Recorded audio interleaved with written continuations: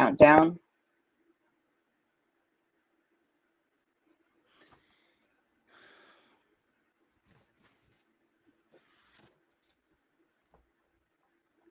Okay.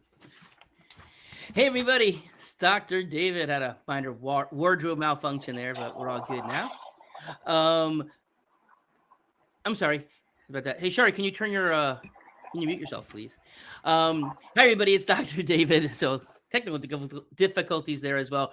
Welcome to my Ask Dr. David monthly episode here on YouTube Live, where we are answering questions that people have submitted during the week, and sometimes people submit them during the show as well. Besides, of course, we offer many different things on our YouTube channel, and still having a lot of fun over on the YouTube channel for more quick reaction, more informal types of videos. Now, as we've done before, any questions that first come in from our Patreon supporters, we always ask them first. If you're not a Patreon supporter and you want to support what we do here in this channel, please do join up over there, and you can help support us so that we can continue to make the good content that you like to hear about. Also, if you haven't subscribed to this YouTube channel yet, please do so, because our numbers are nicely growing, and we'd really like to get those numbers up higher, because that helps people find us better so that they can find the same information that you like. Once we go through the Patreon, then we go through these other subscribers through YouTube, as well as the general population. Now, any information that I do discuss here is for general purposes. I do not answer specific questions about particular medical conditions. So these are kind of things that I would be talking about if I was in a lecture talking to the general population. If you do have a more specific thing that you wish to discuss, of course, we would love to see you as a patient here if you live in Florida. Or if you're out of state, out of country, to become a member of Dr. David MD, and where I do educational consultations as well. And you can contact us through drdavidmd.com. All right, so joining us behind the scenes is Shari Kulano, our executive director, and my sister. So, Shari, let's go ahead and lay up let's level up the first question here. Okay. Shari, if you've sent something, I am not seeing. Oh, there it is. Huh, that just disappeared. Okay, I was looking in the wrong place. Oh, wow. You think I've never done this before? So anyways, okay, first question. Dr. David, you have talked before about optimal levels of specific vitamins for better immunity and health in many of your segments. You stated the vitamin D level should be in the 50s for people without major health concerns, and in the 70s for when people have autoimmune conditions, hyperinflammatory conditions, and or allergies. First of all, I want to say thank you for being so on top of what I say. Yes, you did get that all perfectly correct. What are the optimal levels for people without major conditions and people with the above mentioned conditions for carnitine, CoQ10, zinc, and copper? Okay, so first of all, of course, saying that these are general recommendations. There may be certain circumstances where this would not apply. Okay, so for instance, carnitine for people who don't know, carnitine is a protein in our mitochondria that is involved in grabbing fatty acids, bringing it into the mitochondria, releasing them in order to make ATP energy. Okay, so it's the mitochondria, power plants of our cells. CoQ10 is kind of like the gas tank, putting it in so that everything else can happen. Okay, the gas nozzle, I should really say. So, typically speaking, carnitine levels I like to see in the 40s. There's a free and a total. So, what I'm talking specifically about is the free carnitine level. But I do look at all of them, and if there are any concerns about carnitine, or especially if there's any carnitine esters elevated, I do a further test, which is called an acyl carnitine profile. Now, as far as CoQ10 goes, the lab has a reference range that's listed about 0.35 or higher. I think, as you know, I don't like to see anything in the barely getting by range. But again, it depends on what we're trying to accomplish. Because for overall cardiac health, for instance, levels have been shown to be closer to 2.0 can be helpful, but not necessarily everybody needs them. I don't know that there's any reason to have the level above 2.0, though. Zinc. Okay, so we're talking about two different things. There's zinc plasma, and then there's zinc red blood cell levels. Zinc plasma levels, I like to see between 90 and 110 micrograms per deciliter. And for zinc red blood cell levels, the reference range typically says 9.0 or 900, depending on whether it's like in um, milliliters or a metric issue there. I forget which reference, which actual label it is, but there's a tenfold, hundredfold, excuse me, value difference depending on what it is. But it's obvious based upon the reference range. I like to see people get above 10 or 1,000 in order to tell me that I'm really getting it into the cells. But the red blood cell level is kind of like a proxy for what's getting into all of your cells. And inside the cells is where the zinc action takes place. Some people can have good plasma levels and low red blood cell levels. That's maybe more of a transportation into the cells issue. Whereas if both are low, then that would indicate that maybe there's not enough zinc getting into the body in the first place. Okay, copper levels. I also like to see copper levels in the 90 to 110 microgram per deciliter range. In fact, ideally, copper and zinc levels should be almost mirror images of each other. Okay, now continuing to that, are there any vitamins that people should check their plasma levels for to have them optimized? Well, I recommend that we check everybody for their zinc and their vitamin D levels, as well as for iron levels. Now, an anemia check is helpful. It's good to know if a person is not anemic, but a person can be low in iron, but not to the point of anemia. And in fact, having low ferritin levels with or without anemia can bring lower cognitive function. So I like to get everybody's level at least above 30, although you'll see the reference range is sometimes in the 10 to 15 range. But I think that that's a safe place. And of course, not overdoing it. And for any types of tests, if people are doing them and they're working with their provider on what type of dosing to take, of course, they should also be following up on them to make sure that they're getting into the right range eventually. Okay. In a prior program, okay, next question here. In a prior program, you mentioned that you take 10,000 units of vitamin D3 for that you can get your levels up in the 70s to fight off allergies. For the general population, if someone is taking 5 to 6,000 units of vitamin D daily with some vitamin K, but their levels remain in the 50s, what are your thoughts on taking a higher daily dose long term to increase their levels? Okay, so for me, my philosophy, it doesn't matter what you're taking. It's all about what your level is. Okay. So, realistically speaking, in my particular case, I actually needed to take 15,000 units in order to get my level up. And then I backed it down to 10 after I was there for a while and I've been holding fine. But some people that may need more than that. So, it's what the level is. That's where the concerns are. Why is too high of a level concerning? Mainly because when a person has good vitamin D levels, they are super absorbers and metabolizers of calcium. Okay. And so the more a higher vitamin D level is, less calcium that they need to be taking. And you could even give somebody hypercalcemia with too much vitamin D. Okay. So there are calcium serum levels, ionized calcium levels that one can also check just to make sure that their calcium level is not too high. But that's really what the main issue when it comes to vitamin D. The upper cutoff limit is typically 100, and I don't really think anybody needs to be above that. But I think that 70 range, 75, 80, I typically in the 90s, I even bring it down a little bit based upon that. But in terms of as long as a person's level is in range, certainly if at the upper end, as you kind of had alluded to, making sure that there is some vitamin K on board. We like to use the vitamin K form called MK7. It's a vitamin K2 that's specific for this particular region, but also not just serum levels being high for the calcium, there can be calcifications. Okay, you can actually start to calcify the arteries of the heart, and that could even help lead to more blockages if a person has a cholesterol, plaques, etc. So that's also one of the things you need to make sure of. In fact, one of the cardiac tests that we do is a calcium score.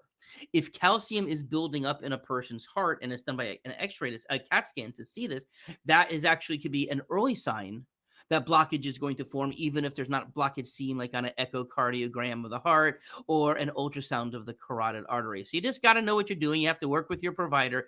You don't want to be just doing this on your own, because there, as with many things, I had a patient overdose on water once.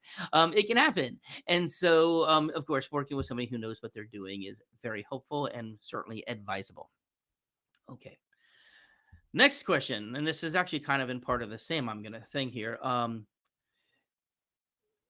If I read that somewhere that vitamin D daily consumption should not exceed 6,000 international units, but I'm not sure whether that was a reputable source or what that means for people with certain conditions.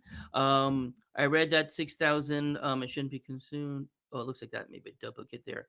So again, the 6,000, 7,000, 8,000. That's just not the number for me. It's about the blood level. So, I'm assuming what you read was just based upon people who aren't checking levels. Of course, I don't know that for sure, but certainly, would I want somebody taking more than about 5,000 units without checking their levels? I think 5,000 is a typical dose for any older child or adult. They may need more. But again, checking the level, and maybe you're a super absorber of vitamin D as well, and you're overdoing it. So levels, levels, levels. That's really should be the take home key. Okay. Hello, Dr. David. Could you please talk about yeast overgrowth in the gut? What would be the root cause of this and how to prevent it from recurring after treatment? All right. That's great. So, let's first talk a little bit about the microbiome itself, which, as you know, is the overall environment and what is living in the gut. So, not just in terms of pathogens like candida, clostridia, parasites, all types of things, but the levels of the good guys, the lactobacilli, other beneficial flora. Okay.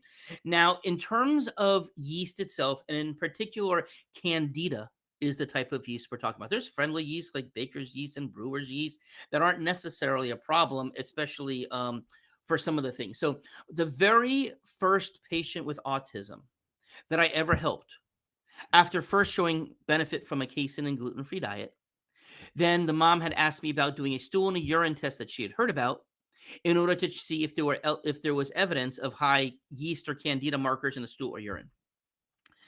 And it said that there was reports that kids with autism were getting better if found and treated. I had never heard that before, but I said, well, we can do a test. If it's high, then of course we're justified. And of course, I'm used to treating yeast because I've done it, back in medical school and residency. It's like kind of a common thing that you would do, though it does seem as if the mainstream thought is that you won't really have candida issues unless you're immunocompromised or taking chemo, immunodeficient in some way, or breastfeeding. Okay, or women with vaginal yeast issues as well. But when I found that these yeast markers were high in the urine, these are metabolites from the urine, and then I would put the kids on antifungals, and still this happens to this day. Just got off the phone with somebody about an hour ago about this, and it often can help things like clinical, like behaviors. Okay, irritability, a lot of the autism things that we deal with, but also ADD type of symptoms, fogginess, inattention, focus problems. Okay. I do find it, especially in the gut, can be leading to increased intestinal permeability, or what we call leaky gut, which therefore the gut is not acting as a barrier. It's more acting as a sieve that can allow other things into the body. And I often find in a lot of allergies, asthma, and eczema that this is an issue as well. And I've absolutely seen kids show remarkable improvements because if the yeast is in the gut, causing leaky gut, therefore allowing things to get into the body to overstimulate the immune system, that's your hyperinflammatory things like allergies, asthma, eczema, etc. So lots of times I've seen improvements with that. I haven't seen it ever written up in the medical literature in terms of gut. There are some people with eczema and who doctors will find that there could be a fungal infection in the skin, and using topical antifungals can sometimes help in those situations. But of course, if it's actually in the whole body and you don't check it and you just treat the skin, then you're kind of not getting to one of the potential big time root causes of all of this. Now, in terms of the root causes in the first place. Okay, antibiotic use is probably the single most. So the more antibiotics a person is taken, the more it's killed off the good flora, the more likely that infections could grow that wouldn't normally be there if there was enough space. We call this an opportunistic infection. The opportunity was there. And that's so the more antibiotics, the more likely knocked off the good guys, bad guys grow. Okay. Now, I do also associate this back to birth. Okay. Did the mom have to take antibiotics during the labor and delivery? Did the baby right afterwards? Maybe there's a group B strep or something else. Did the baby go through the birth canal in the first place? Or was there a C section? The good flora that is the first dose to the baby is from the mother's vaginal canal. passing through. So if there was a C-section, or if mom had her had the flora knocked off, then the baby may not get that proper dose. So, of course, that could be very helpful. And one of the things that I've talked about, especially for C-section babies, is what's called vaginal seeding, where the mom can take her vaginal juices afterwards and let the baby suck on it off her finger, which can sound weird until you think, well, is that really any different than passing through the birth canal in the first place? So that's vaginal seeding you can read about. But in terms of preventing it from recurring treatment, so number one, tending to the microbiome. Make sure that we are flooding the system with good guys.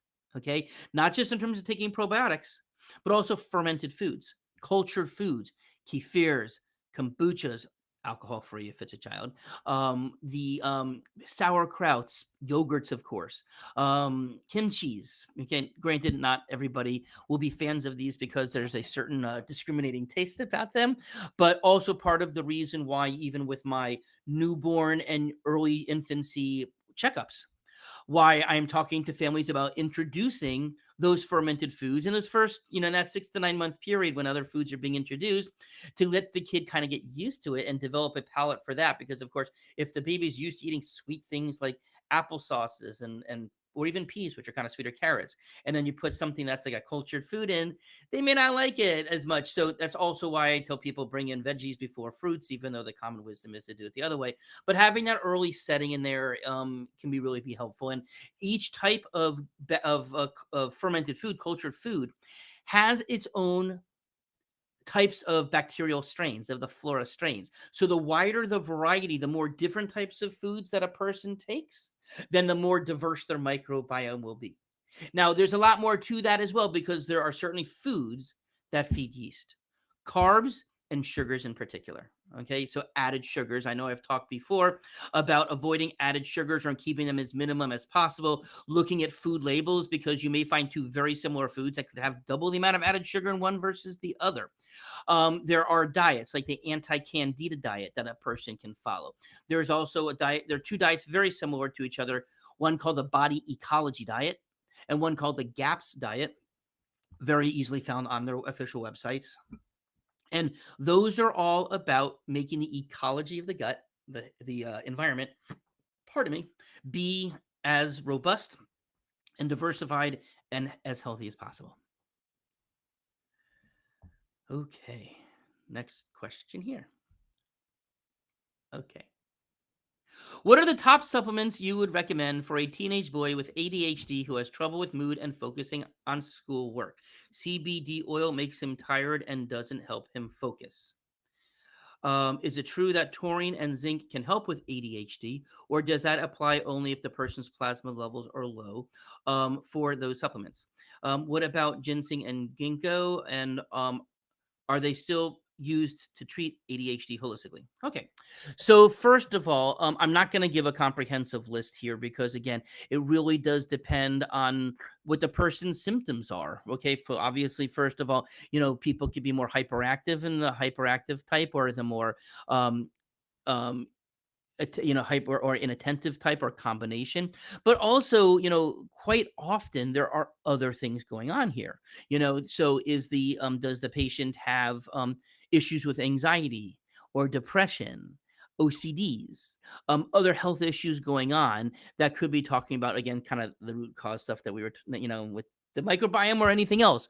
So, I don't say that I have a list of things. I would be happy to meet with anybody to talk through a particular condition and then make those types of recommendations. You did mention about CBD oil making a person tired. Without knowing the specifics of that CBD oil, it would be tough to make really much of a comment on it. I don't know anything about the terpene profile. As you may know, besides cannabinoids, terpenes are the other main active ingredient found in all forms of cannabis, whether it's hemp-derived or marijuana-derived. And that can make a difference too. Certain terpenes, those that are more commonly found in indicas, are more likely to sedate, whereas the terpenes that are more commonly found in sativas or sativa-leaning hybrids are more likely to not make a person fall asleep. So I would kind of need to know about that. Okay. Certainly, I use taurine in my practice. It does have natural stimulant properties. I don't necessarily need to have a low level for that. Obviously, zinc, I would not be putting people on on zinc if they didn't have a low zinc level in the first place. I don't really see much of a point of that. If a person has a good zinc level, I do see that. I mean, I've seen wonderful zinc levels better in some people just through their diets than people who are taking it. Maybe they absorb it better, etc. I really don't use much ginseng or ginkgo. I used it many years ago. I didn't see much there to it.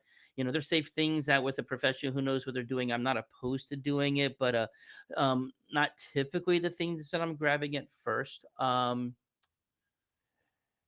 so, yeah. Oh, I think that I answered all of the question. Okay. Waiting for that next. Here we go. Okay.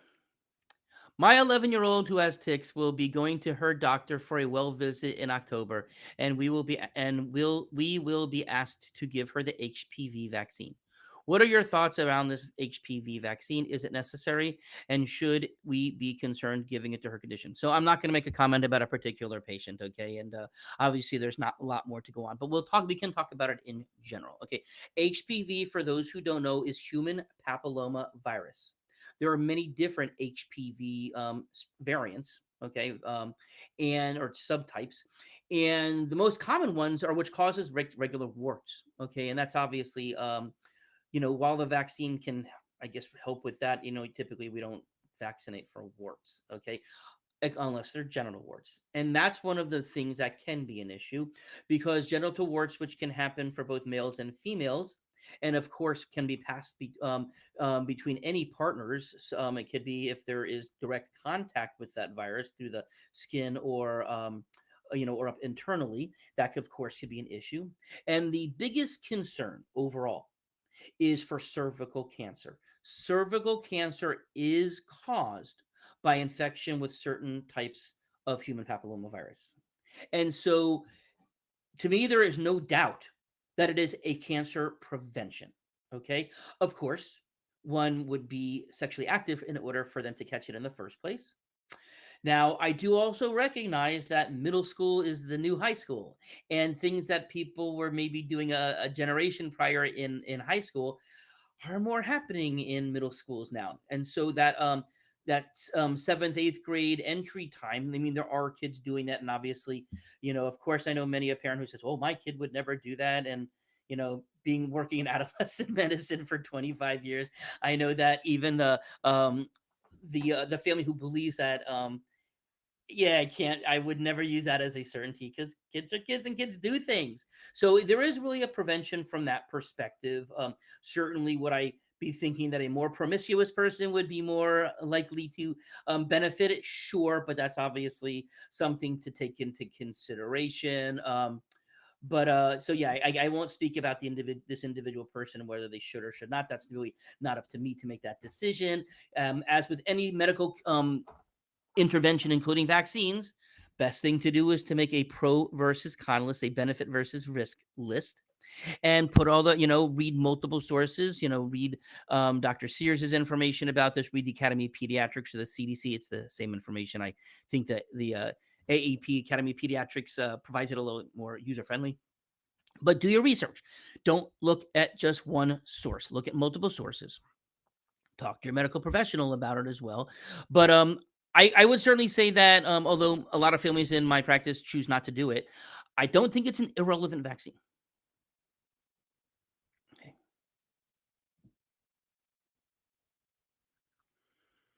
Next question being queued up here. Okay. If a teen boy's multivitamin does not contain any iron and he has ADHD, should iron supplementation be supplemented separately, or is it not necessary to supplement for boys? How is iron related to ADHD? Okay, so let me answer that last first, and I'm not going to say specifically to ADHD, but iron is related to cognitive function. Obviously, if one's anemic, then not enough oxygen carrying capacity to the brain or all of your organs, that could be a problem. But as I mentioned earlier, but to reiterate it, there have been studies that show that low ferritin levels, which is the protein that stores iron, has been associated with cognitive function. And in fact, they've shown with lower IQ points, actually. But interestingly, if they found in this further research that if a person was found to have low ferritin, low iron, but not anemic. And then they brought the ferritin levels up. If there were low IQ points, they actually found that they recovered. But if a person was truly anemic when the iron deficiency, when the low ferritin was found, of course you want to bring the levels up to not make things worse. But there wasn't actually the same rebound in the IQ points that was seen in, at least in this particular study that I've myself researched on. Now, again, so first of all, diet makes a big difference. Of course, there are people who get plenty of iron through their diet, and there are iron rich foods, and not all of them are animal based. There are plant based foods as well, like black beans, blackstrap molasses. So again, it can certainly be obtained there, but again, that's where it comes back to the to checking the levels. But there is an important difference here, okay? Relative to a teenage girl, to a person who's menstruating, a male, a boy, does not lose iron, i.e., blood, on a monthly basis.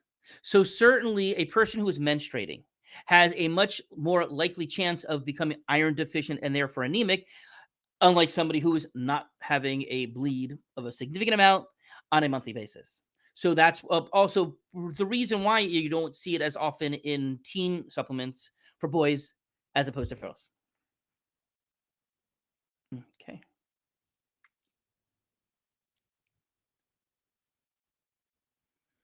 All right. Queuing up another question here.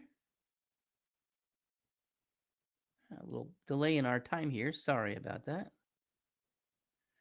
Hope everybody out there has done well with the storm. Yeah, I realize people to the north of us may not have done so well. Thankfully, here in the Bay Area, it sounds like it was not much of anything at all, which was very good.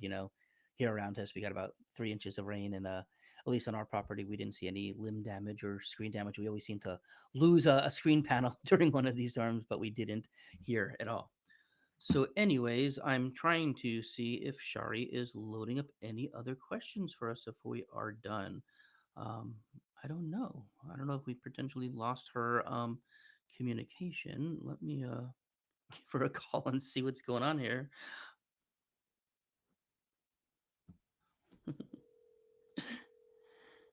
When you feed these questions, I don't see my own. So, okay, her computer crashed, so she's going to. Why don't you go? I'm going to put you on speaker so that we can hear this. Okay, let's go. Yeah, I can't get onto speaker. Can you unmute me? Yes. Hello. Okay. I am recording. Here is the next question. If a teen's plasma copper level is at the very bottom of the reference range, would you recommend copper oral supplementation? And is that safe long term or something that should be given only short term to increase plasma level? Okay, so the question is about if a person has low copper serum levels, if that's an issue. Is it safe to take? Should one take a copper supplement? Should one? Is it safe to take it long term? Okay, so with that, the main thing is, again, first of all, I'd like to know what the reference range is because there are labs who have different reference ranges. It's not common that I see a person with a low level. Okay, but before, if a person did had a low level before, I would be talking about copper supplementation. I would be talking about higher copper foods. So besides meats, nuts are pretty high. Chocolate is high in copper, higher in copper as well. So I would first look the food sources, part to make sure that it can come in that way. If the copper level is low, though, I also would maybe want to investigate a little more why. Um, that may be, I'm sure there are people just like low zinc levels and other things that there could be genetics involved. I haven't found any evidence that there's like a single nucleotide polymorphism or a SNP like we talked about that's on our max function types of testing that we do that looks at the nutritional genomics. But that would really be a part of it. Now, of course, taking copper of any sort long term, as with everything else, we should be following up on the level and making sure that it is good. And if a person has been on copper for a while or food for a while, and they are taking this long term, and they maybe check and maybe they even follow up a second time to make sure it's holding steady, the level is the level, and that's all that really matters. So as long as the copper level is good, that's good. Okay, hi Shari. Hi. Okay, we are going to come up here on the next question. Yes, Which is, I don't know if I'm on speakerphone. you're talking to me on my ear. You're not on speakerphone. Oh, right. Okay, great. You can be. Okay, what's the next question? That's what I'm working on. We're having all kinds of technical difficulties. Yeah, we've been having all kinds of technical difficulties. That's very Okay, interesting. somebody did ask about. Okay, here we go. Okay, somebody did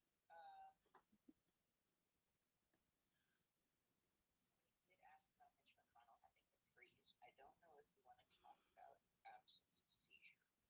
Yeah. Okay.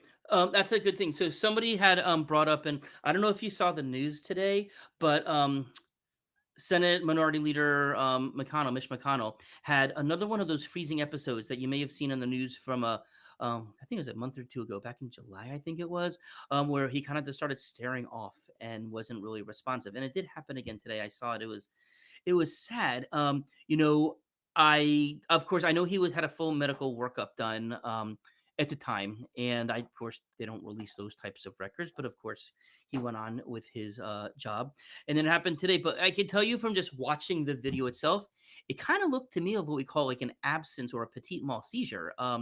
More commonly starts in children, but it is possible that up to for 5 seconds, even up to 30 seconds,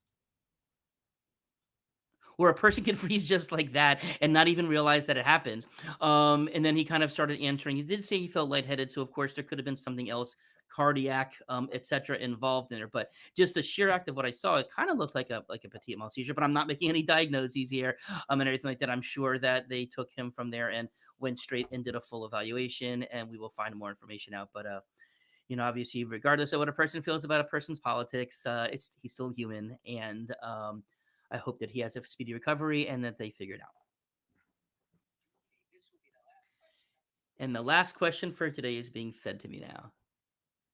If a teen boy does not respond to CBD oil, L-theanine, or magnesium for sleep, and he's hyper until very late at night, what would you recommend to help them sleep? Is 1 milligram of melatonin safe for a teenage boy long term, or would it be safer to give them passion flower for daily long term use? Okay, I think we're gonna need to break that down. That was a pretty multi-step question. So I know the question was, first of all, if a person, so if a teen boy is not getting, is still having sleep issues despite CBD, magnesium, and melatonin, and theanine. Okay, so first of all, as far as that's concerned, of course, without knowing what the doses that a person is taking, and when I've taken medical histories for people and I found out how much it was, I'm like, well, that doesn't seem like an overly robust dose whatsoever. So of course, I would first want to make sure that we're kind of hitting the maximum doses that I work up to for a particular individual.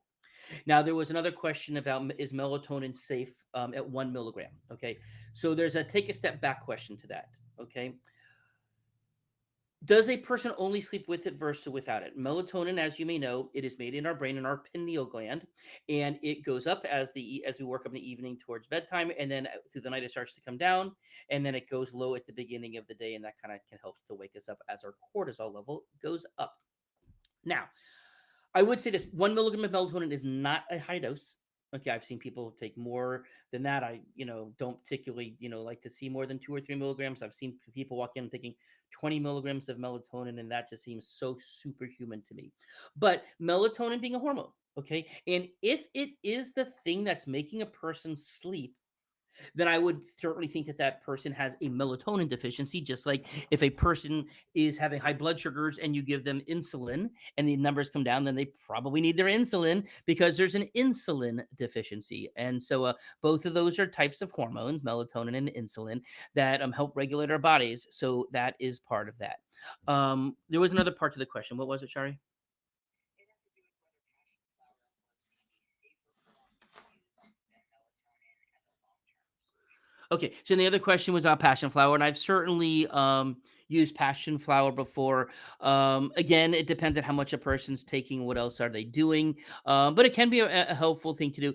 I don't recall having people on it very long term, like some of those other things that were mentioned before, but it certainly can help at least in the short term. Okay, and I think that is That it. will wrap us up for Yeah. today. All right. So that wraps us up for today. Thanks for everybody. Again, share the love, share, comment on this, give us thumbs up and all those types of things. But more importantly, Share it with others. If you know people who like to have this kind of information, get them to subscribe, get them to show up here, and we can share the information with them.